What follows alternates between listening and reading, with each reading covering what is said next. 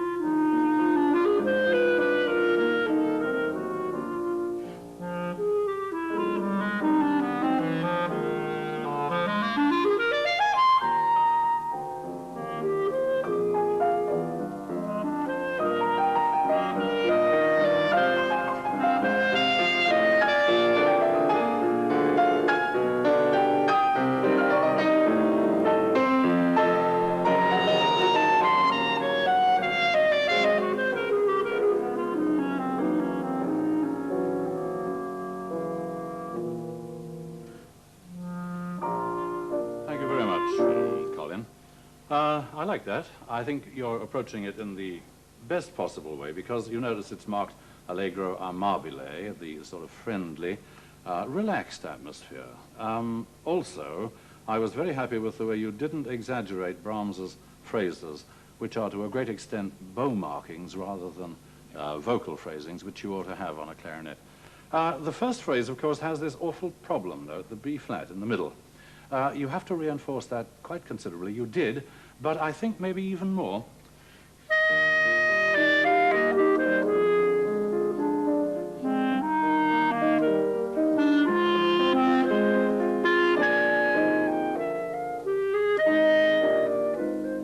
A feeling for the middle of each phrase, I think, is important. And by the way, I would like to say to the audience here that the reason I've appeared a little ungallant and brought the gentleman before the lady on this occasion is that he is using a larger bow instrument and the problems are different. You'll hear that this has to be dealt with in two ways. Now, you have the bigger bow instrument. The way to deal with it in your case is to let an awful lot of air go through on that B flat. Yeah. Really feel that you're keeping up the atmospheric pressure in the instrument. Try the opening phrase again, just that.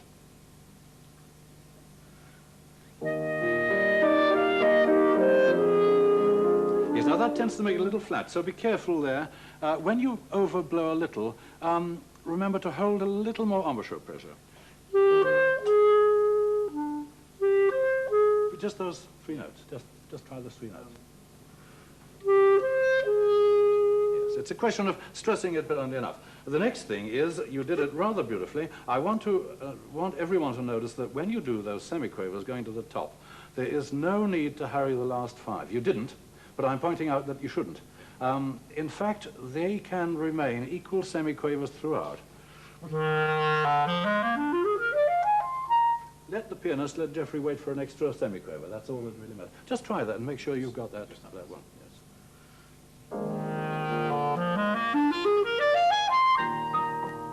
Good, lovely. Now, before 4 bars, this is the first forte in the whole of the exposition. It must almost be a shout, you know, sort of.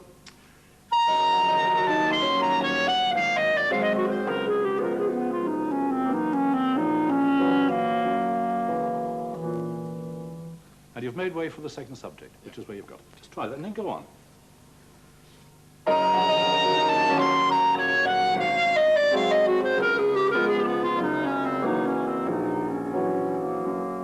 And a little pause now.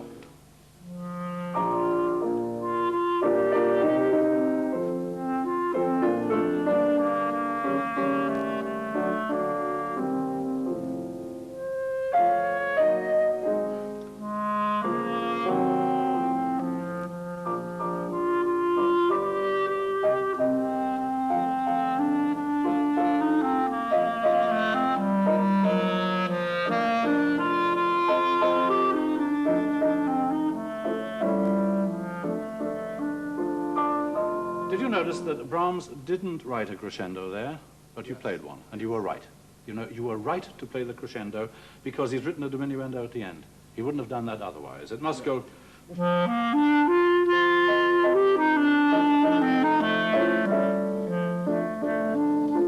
That I think is the expansiveness you need. Right, go right ahead from there, from the very next bar.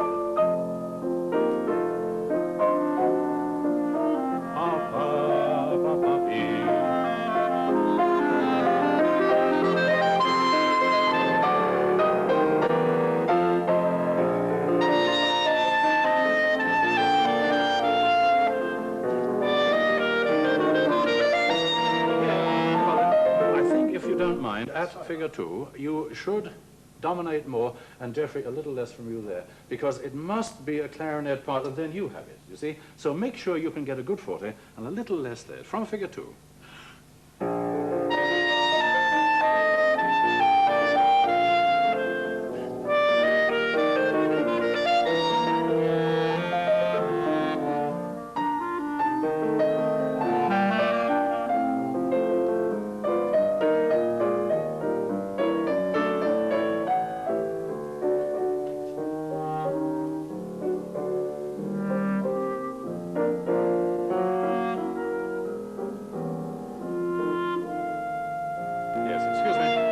The 4 bars, which reintroduces your opening subject, if you start them as softly as you did there, you won't be able to make a diminuendo, and you won't keep the tension long enough to let it down and then begin again. Could we do those 4 bars, Geoffrey?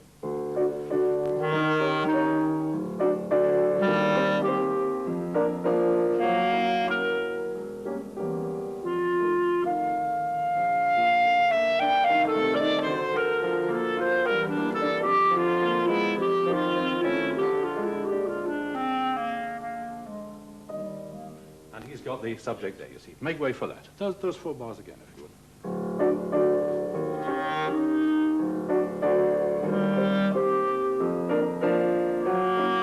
Less.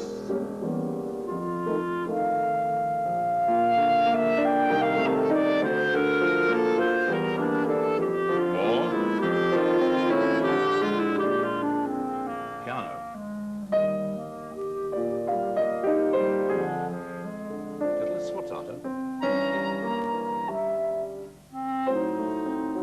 Thank you so much. Colin, I think we'd better take a rest now. Let Morrin have a go, because there's a slightly different problem with her instrument. As you will see, there are different ways of dealing with the same subject.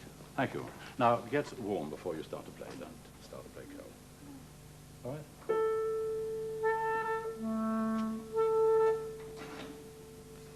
Yes. Right. From the beginning, I think.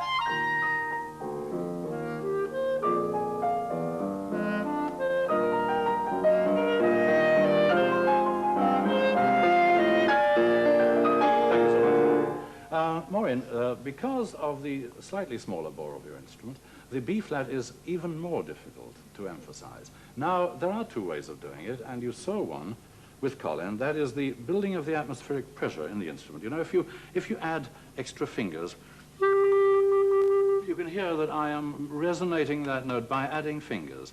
Listen to it happen.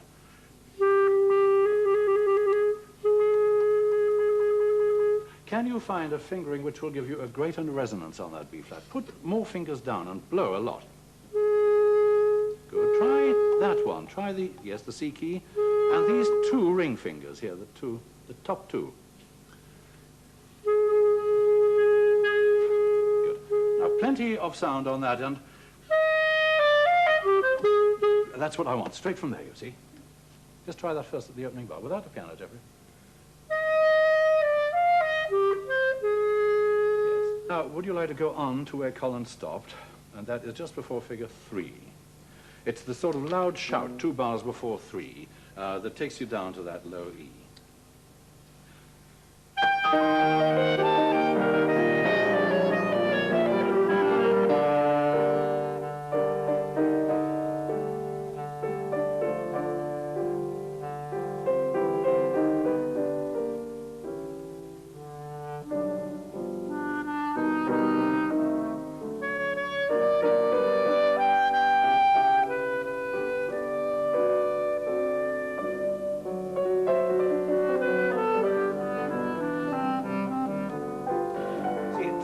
Moment here, you must just dominate enough, because he's doing all the thing, you see. Would you do the bar before that, where you start to enter, Geoffrey?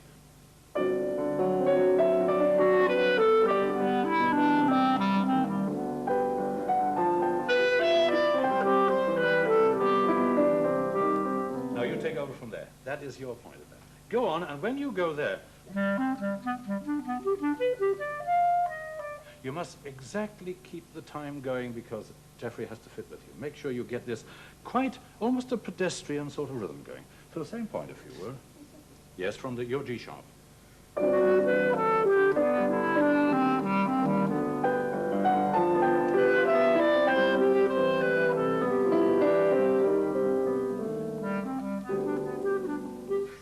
Yeah, try that again. Carry on with the triples.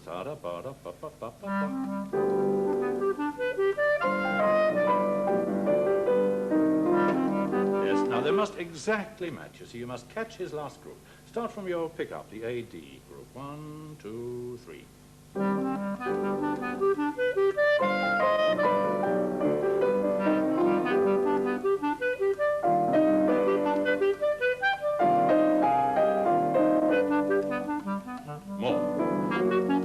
More yet.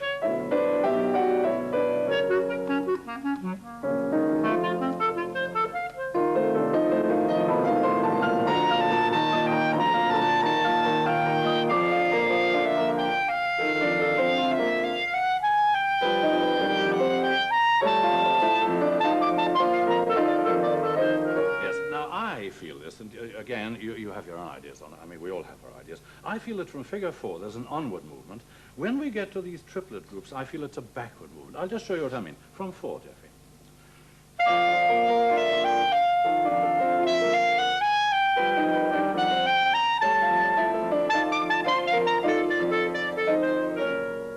You see, then I think you're reintroducing and you're coming back to your first subject. You've got the pitch of excitement. Let it down gradually, you see, but hold it there. Just that bit from figure 4.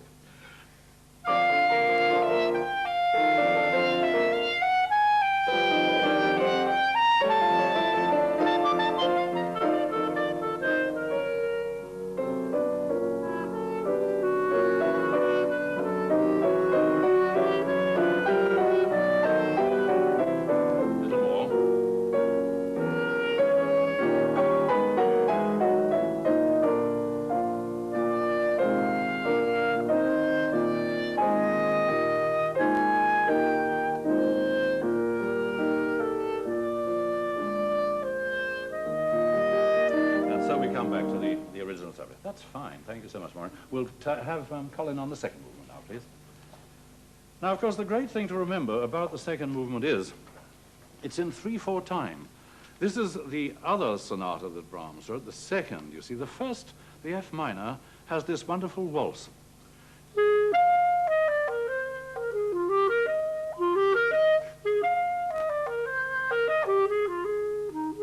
Which is a pure waltz. Now, in this case, you see, Colin, it's not quite a waltz, because it's appassionato, non troppo allegro, and in the middle is this wonderful sostenuto part where Geoffrey has all the wonderful sonority of the modern grand piano.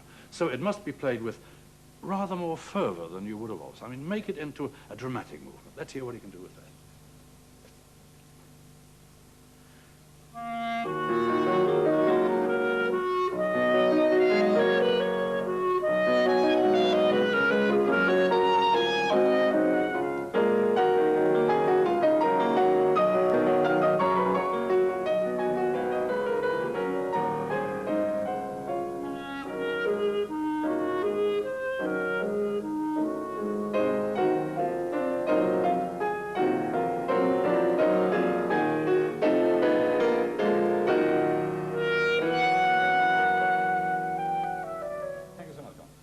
I feel, you see, you've got the feeling of the appassionato very well, which is so important.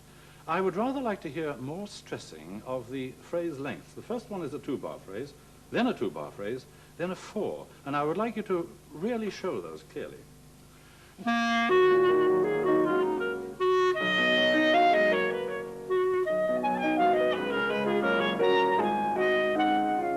Give or two a note or one of these things.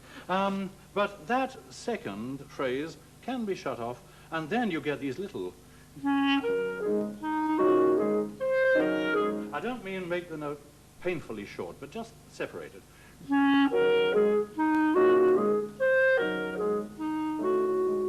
And the very next entry you make should be a sting, a real sting on the A flat. And this is the difficult one, because it'll fly. So be careful and really do from there. And a little liberty to get yourself down onto that rather difficult E flat. Do the opening again, Colin, because rather nice.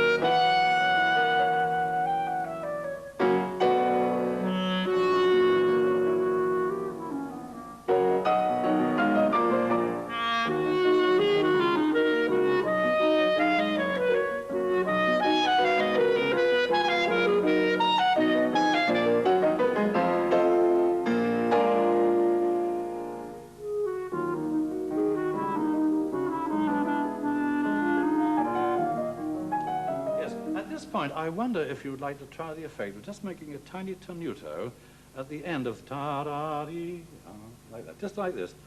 It gives Geoffrey time to play those two quavers at the end of the bar, you see, just try that.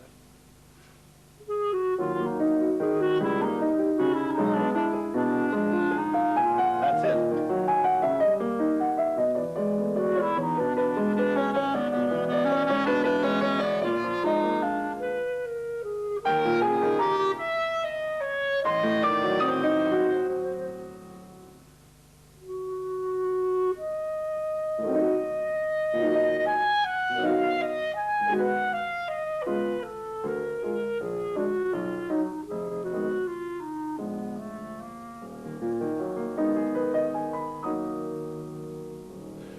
Did you notice that Colin did not breathe during that last phrase? It's absolutely vital that he shouldn't do so. It was absolutely right. The whole bridge right over the last phrase, after that dramatic pause, you didn't, and this is absolutely correct. You must make a dramatic pause, then you must carry it right through, because what is coming next is this wonderful bit of sonority on the piano. Let's hear it, Jeff.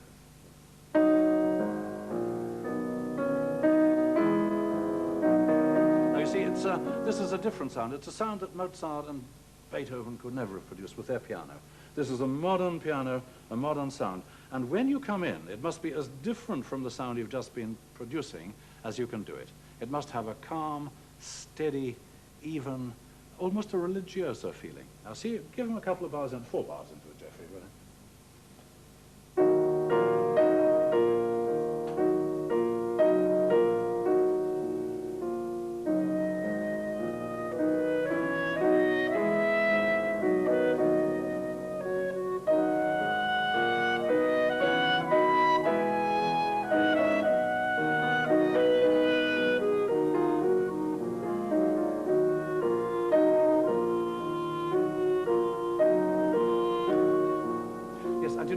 Colin, if anything, a crescendo into this restatement by Geoffrey, a crescendo, and really play the F, but don't blow it. You know what I mean?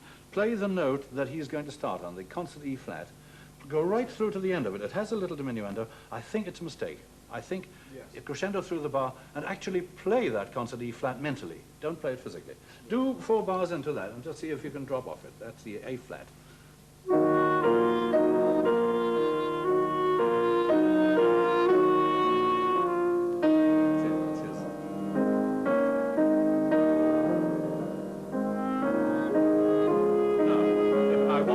Colin, to try to use the side B flat at this point. Can you do it?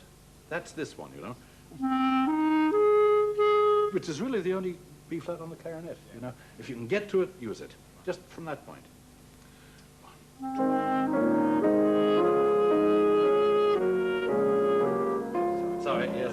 Now, my advice to you is do the thing you're told never to do on the clarinet, and that is to play with the knuckle. Don't bother about playing with the finger at all. Roll your finger over until the knuckle takes that key.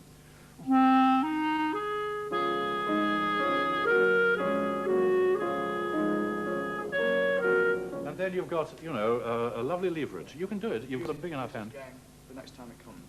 Yes? Yes. Yes, do that.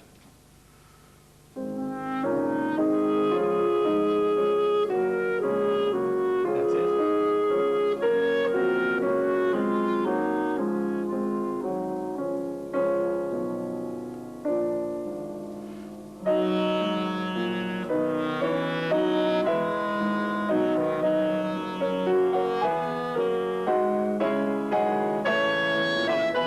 You gave a lovely weight to that forte, but I want you to be more of a baritone. I want you to open your chest a little more, open your mouth a bit more, sort of... You're an organ pipe now. You're not really a clarinet at all. You're something immense, a diapason, if you like, a baritone. Let's hear it, just from that point, 4.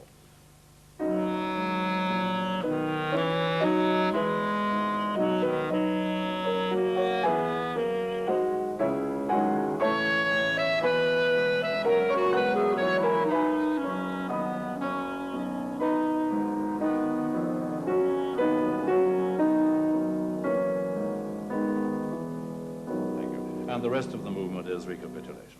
Now we'll have Morrin on the third movement, I think. Thank you very much, Colin. Splendid. You've got a good grasp of that movement because it's intellectually important, that one. Now, let's just hear you play the theme first, Maureen. Remember, it's andante con moto, and don't worry about the wind blowing the part off. It'll be right. Right. Now, the first thing is here, you must indicate to Geoffrey exactly the rhythm. Otherwise, he'll never get in, you see. He'll fall over. So be ready.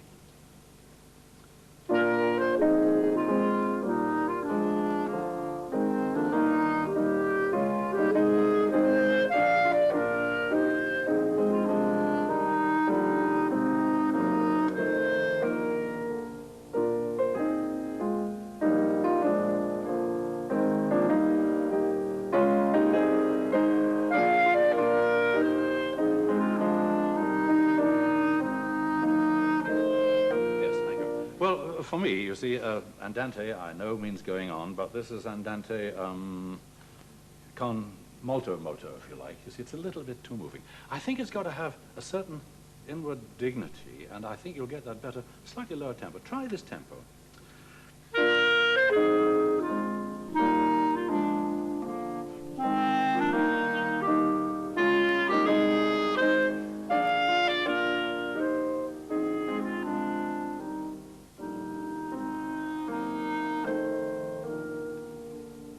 At the end will then really mean something. A little more dignified.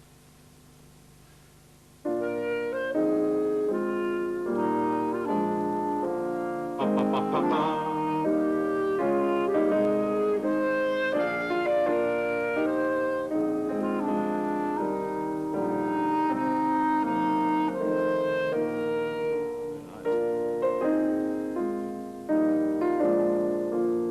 Now this time it's 40.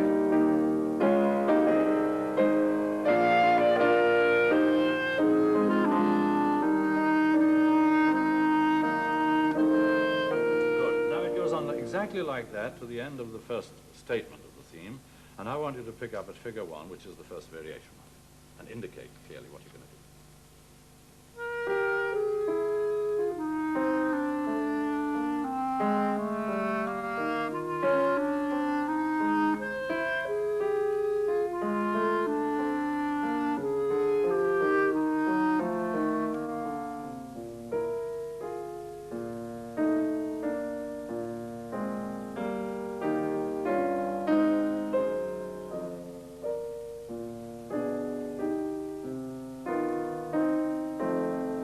Serene, this note.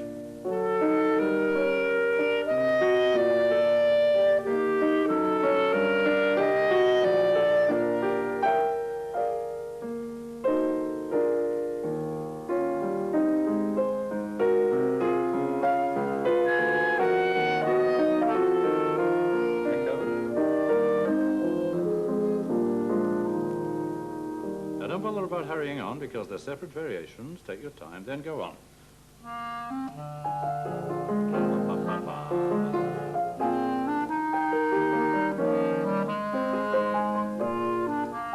Plenty of it.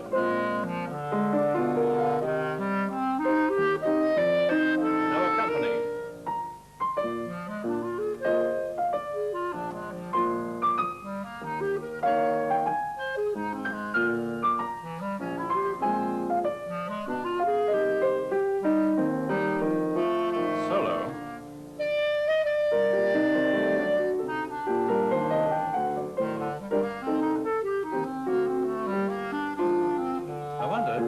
mind doing this.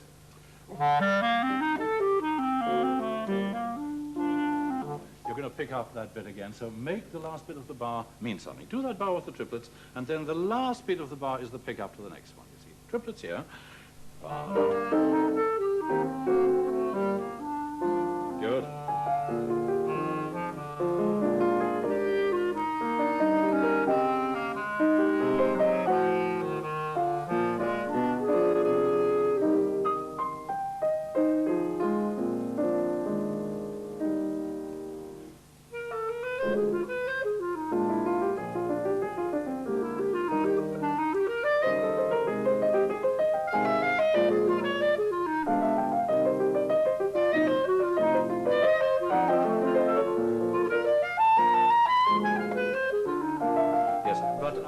Morrin, you're playing a little bit for safety, you know. This has got to be a dangerous variation. It's got to be playful. And you can fall about, you can do all sorts of things. Doesn't matter. As long as you're having a go. It's sort of...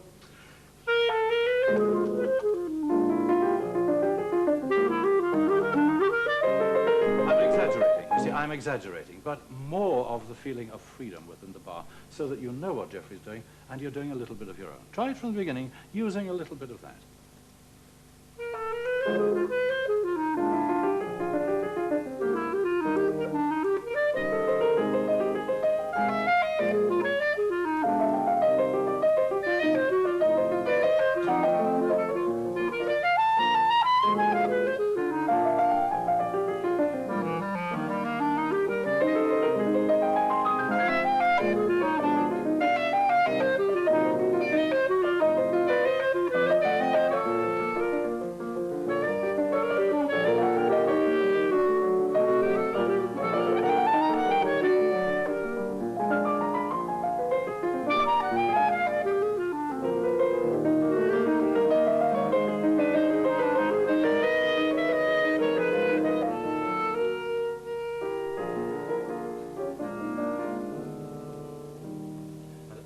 Always make a long pause because you're exhausted then and you've got a long syncopated chalumeau variation to come, so make a pause. Whatever else happens, make your pianist wait. He can't start until you, well, he can, but he'll be left hanging on to his quaver for a long time. Well, thank you, Morrin. Now I'd like Colin to come and do what is virtually the last movement, but is really the last variation of the last movement, the Allegro non troppo, from where we are.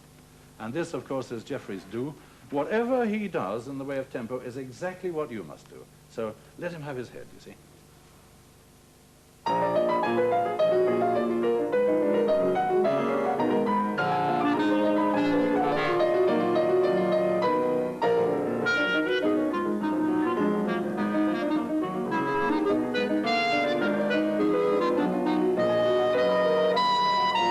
This, you know, is deceptive. It's marked mezzo forte. Actually, with the way the piano has to play it to get in all his notes, fortissimo is hardly enough. It must be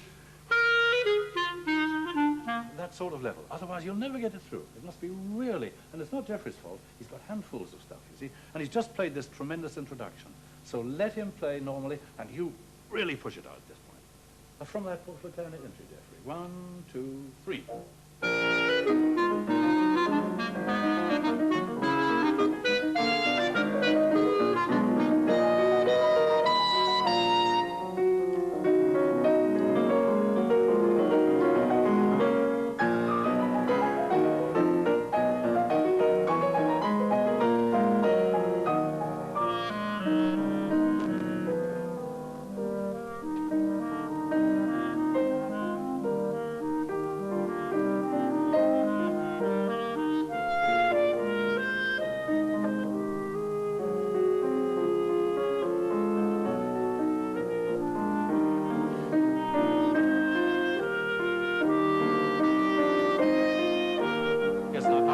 I like that very much because you've got the tranquillo feeling, but you didn't quite dominate enough from your entry on the G and the E, you know. Ta-da-dee-dum-pa. You suddenly got to emerge there as a much bigger figure than you were, and then get back for the piano, which takes in a crescendo almost immediately.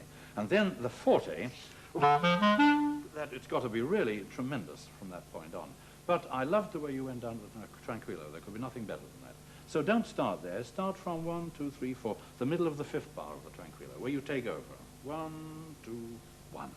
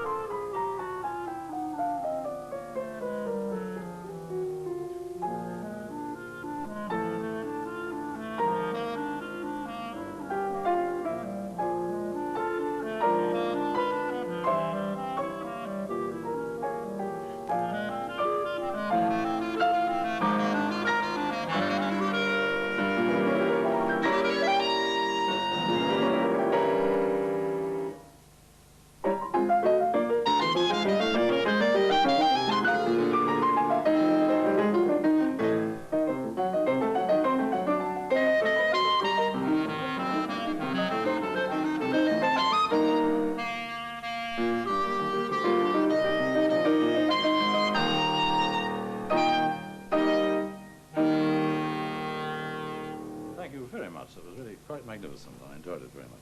Well, now it's my turn to see if I can actually play the thing. So I'd like to just have a shot at playing the last movement, if we can, Jeffrey, with any sort of luck. I'll turn my back a little to you. Excuse me. I think it's probably a little easier for everybody if we do this.